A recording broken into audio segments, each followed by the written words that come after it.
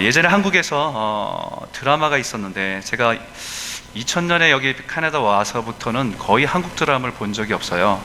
근데 가끔 뭔가 이슈가 되는 것들이 이제 기사화되면 무슨 내용이 이게 그런 관심을 갖고 이렇게 살펴볼 때는 있습니다. 그 중에 하나가 예전에 그 베토벤 바이러스라고 하는 그런 드라마가 있었습니다. 아마 5년 정도 됐을까요? 그때 그 내용은 시립 오케스트라를 만들고 거기에 이제 지휘자로 김명민이라는 탤런트가 강마애라는 사람의 이름을 가지고 지휘자로 가서 이제 지휘하는 겁니다. 프로페셔널이 아니고 좀 다들 아마추어 오케스트라 연주자들을 모아다가 이렇게 오케스트라를 만들다 보니까 뭐 여러 가지 일들이 생기는 거예요. 그런 우여곡절 속에서 드라마가 만들어지는데 이 드라마가 탄생시킨 유행어가 하나 있습니다. 유명한 말이 하나 있죠. 뭐죠? 네, 똥덩어리라는 거예요. 되게 이 말이 굉장히 이 말을 들은 사람에게는 굉장히 인격적인 모멸감을 느낄 만큼 굉장히 무시되는 말이잖아요. 근데 이 말을 했던 배경이 있어요. 이렇게 얘기합니다. 어떤 연주하는 분에게 이렇게 얘기해요. 연습도 안 해, 음도 못 맞춰,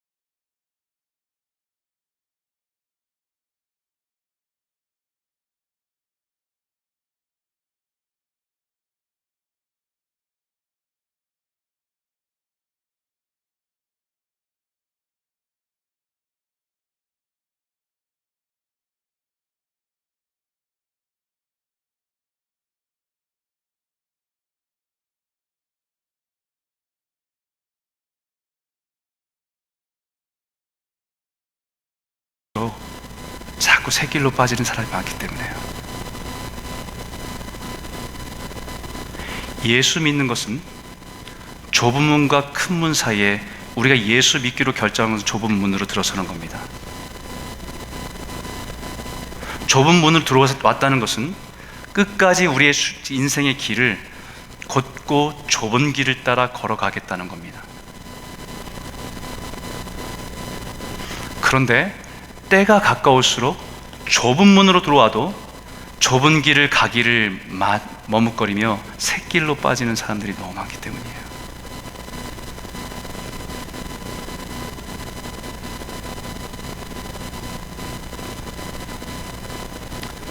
복의 근원은 하나님이세요.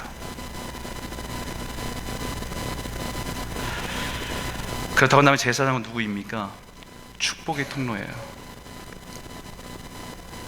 하나님의 축복을 선포하고 가르치고 하나님의 백성들이 그 복을 누리도록 돕는 자들입니다. 하나님의 사자, 하나님의 메신저예요. 하나님의 말씀을 딜리버리하는 사람들이 제사장이고 이 시대의 목회자예요.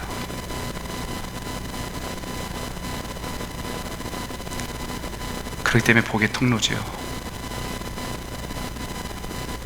제사장 바로 그분의 복되심을 알게 하고 그분의 뜻을 따르게 하며 그분의 사랑 가운데 살아가게 하는 축복의 통로입니다. 그런데 그런 제사장들이 그 자신들이 먼저 하나님의 말씀을 듣지 않고 그 말씀을 들어도 마음에 두지 않고 그 말씀으로 영화롭게 살아가지 않는 것이 하나님 앞에서 하나님의 이름을 멸시하는 겁니다.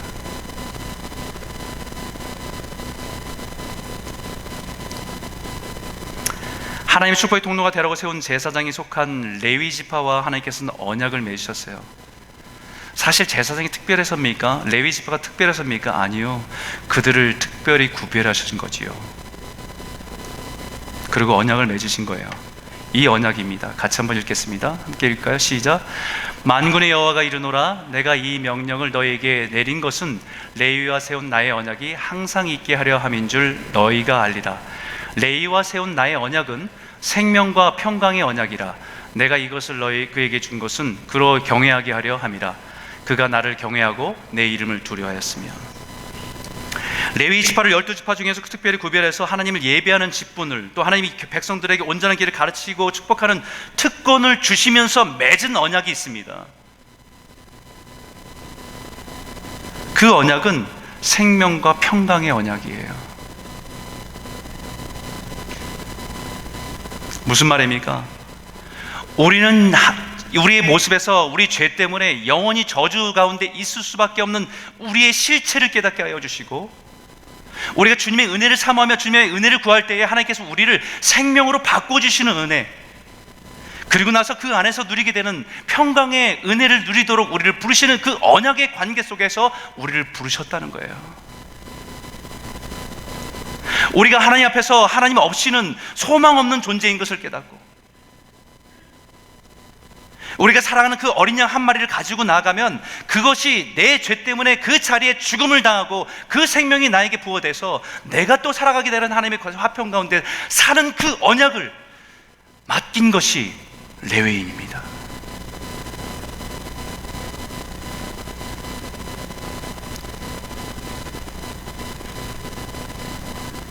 짐승 하나의 죽음 때문에, 내가 해야 될, 죽어야 될 그 자리에 내 대신 그 어린 양 한 마리의 죽음 때문에 내가 생명을 얻고 하나님의 관계 속에서 화평을 누리게 된다는 그 기쁨으로 살아가는 것이 하나님의 백성이고, 그 일을 하도록 부르신 것이 레위인입니다.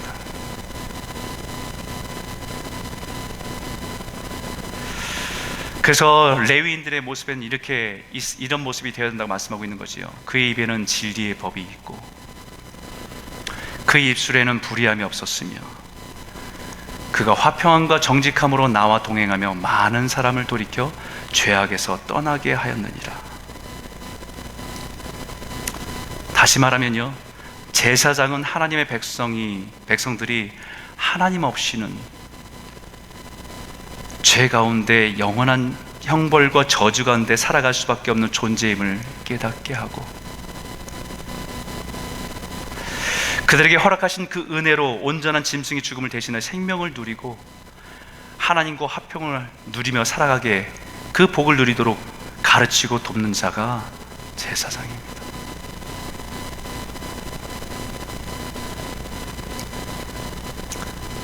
그런데 그 축복의 통로가 되어야 될 제사장들이 하나님을 몰라요.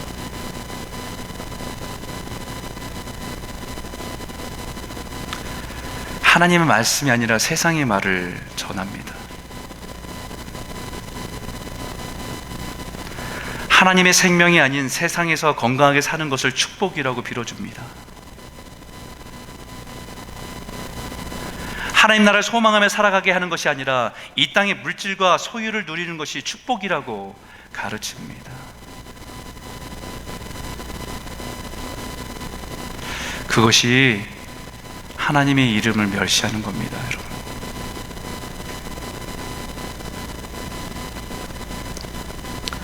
하나님의 이름에 한마디로 똥칠을 하는 거지요. 이제는 그 수치가 교회로, 목회자에게로, 성도의 얼굴에 똥칠을 하듯 수치를 당하는 세대를 살고 있는 거예요.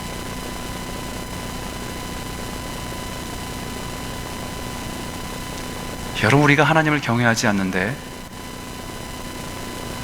세상이 하나님을 경외하겠습니까? 우리가 하나님을 두려워하지 않는데 세상이 하나님을 두려워하겠습니까?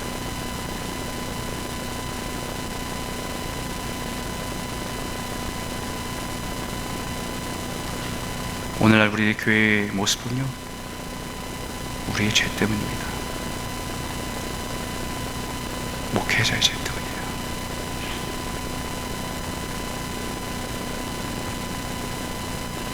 이 시대에 저를 포함한 목회자들이 하나님을 두려워하지 않고 세상을 두려워하기 때문입니다. 사람을 두려워하기 때문입니다. 왕같은 제사장이 저와 여러분이 하나님을 아는 복을 누리기보다 세상이 주는 복을 따라 살아왔기 때문입니다.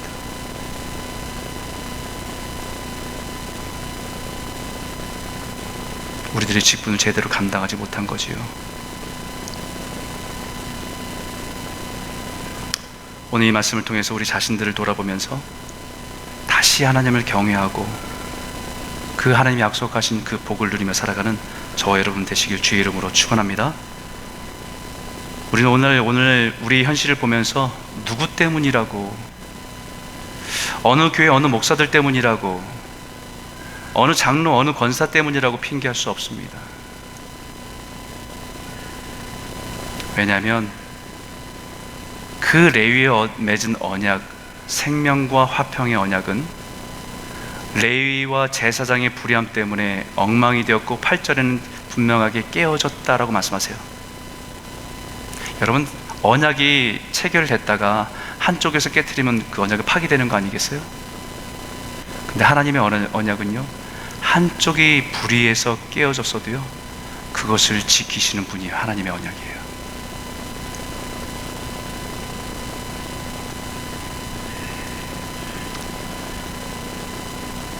예수 그리스도를 통해 다시 온전해진 하나님의, 우리를 향한 하나님의 언약이기 때문입니다. 예수님이 이 땅에 오셔서 말씀하신 것이 있잖아요. 약속이, 내가 온 것은 양으로 생명을 얻게 하고 더 풍성히 얻게 하려는 것이라. 이제 더 이상 세상을 통해서 어린 양의 죽음으로 생명을 누리는 것이 아니라 하나님의 아들인 예수 그리스도께서 어린 양이 되어주셔서 그 생명을 내어주심으로 그를 믿는 자들에게 생명을 주시기 위해서 이 땅에 오신 겁니다. 제사장들은 매년마다 한 마리 양을 내 죄사함을 통해서 죄사함을 얻기 위해서 한 마리의 죽음이 필요했다고 한다면, 하나님 예수 그리스도의 어린 양은 1년이 아니라 영원히 그분의 그 보혈의 능력을 통해서 생명을 얻게 하고 풍성히 얻게 하기 위해서 우리에게 오신 분이 예수 그리스도입니다.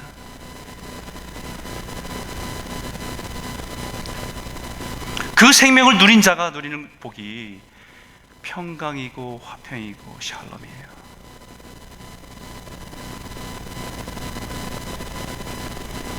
우리 한번 같이 한번 읽어볼까요? 같이 한번 읽겠습니다. 시작. 그의 십자가의 피로 화평을 이루사 만물 곧 땅에 있는 것들이나 하늘에 있는 것들이 그로 말미암아 자기와 화목하게 되기를 기뻐하심이라. 예수님의 피로 화목하고 예수님의 피로 생명을 누리게 되었다는 거지요. 보혈의 능력이 화평을 누리게 하시는 겁니다. 우리의 죄로 인해서 설 수 없고 우리의 절망해야 십자가가 보입니다. 자신의 영적인 본질을 깨달아야 십자가가 능력입니다.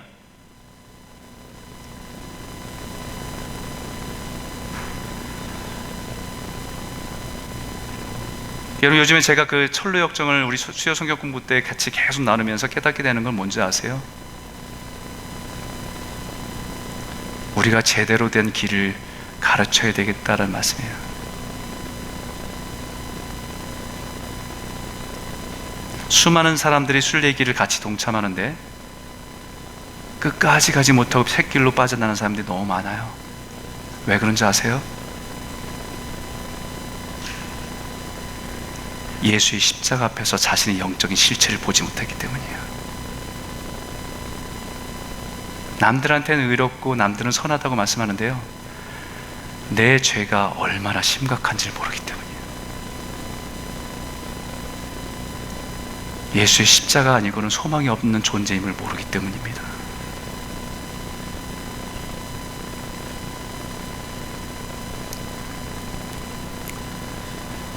우리의 영적인 실체에 절망해야 십자가가 보여요. 그 사람에게 십자가는 능력입니다.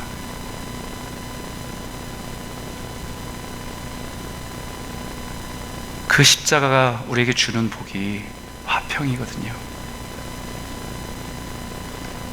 하나님과의 관계 속에서 회복이 있는 거잖아요.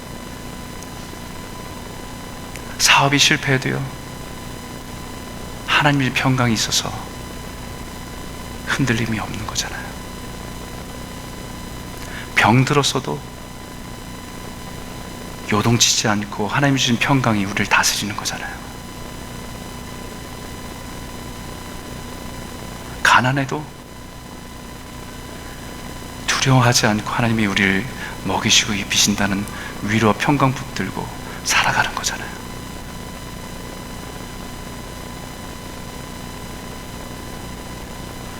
오늘 이 십자가의 은혜와 능력이 저와 여러분 가운데 풍성히 넘치기를 주의 이름으로 축원합니다.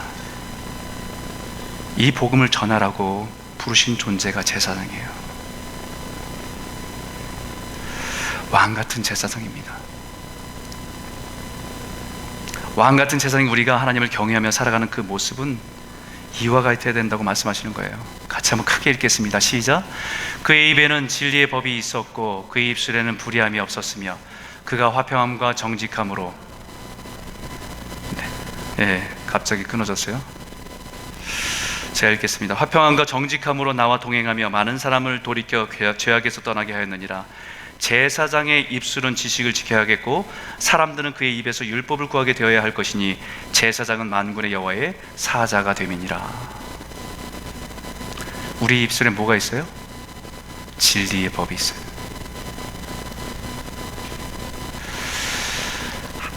하나님을 아는 지식으로 가득 차 있어야 됩니다. 우리 입술에. 세상을 살아가는 지식 말고요, 유튜브에서 얻은 그 지식 말고 세상을 말씀으로 바라보며 옳고 그름을 분별해서 살아갈 수 있는 지식이 있어야 된다는 거예요. 그래서 우리 사람들이 우리에게 도대체 어떻게 살아가야 되냐, 이 혼탁한 세상 속에서 어떻게 살아가야 되냐고 물을 때에 우리는 그들에게 말할 것이 있어야 돼요. 우리의 삶에 불의함이 없이 언제나 진실하게 살아가려고 하고 손해봐도 진실하게 살려고 하는 그런 모습, 또 우리 삶 가운데 고통과 어려움들 지나지만 요동하지 않고 하나님이 주신 평강을 가지고 살아갈 때 사람들은 우리 안에서 하나님과 동행하는 것을 봅니다. 누가 봐도 넘어지고 누가 봐도 힘든 시간인데 그 사람 안에 있는 요동치지 않는 무엇인가를 바라보면서 사람들은 우리 안에 우리가 하나님과 동행한다는 것을 본다는 거예요. 그 모습이 죄악 가운데 있는 사람들을 하나님께로 인도하는 자가 복이 있다라는 말씀하신 거예요.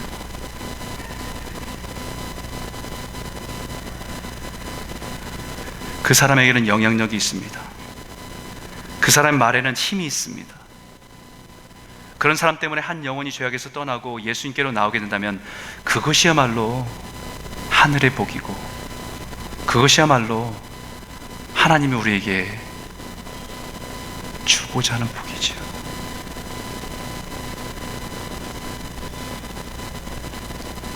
그렇게 살아가라 우리를 왕같은 제사장으로 부르신 거예요. 하늘의 복을 전하는 축복의 통로로 살아가라고 저와 여러분들을 왕같은 제사장으로 부르신 거예요. 바로 그 제사장이 만군의 여호와의 사자, 만군의 여호와의 메신저, 만군의 여호와의 말라키, 사자란 뜻이죠. 메신저란 뜻이에요. 하나님의 복의 통로란 말입니다. 사랑하는 성도 여러분, 말라기 말씀이 무겁습니다. 그런데요, 절망해야 빛이 보여요. 말라기를 통과해내야 예수 그리스도가 보여요.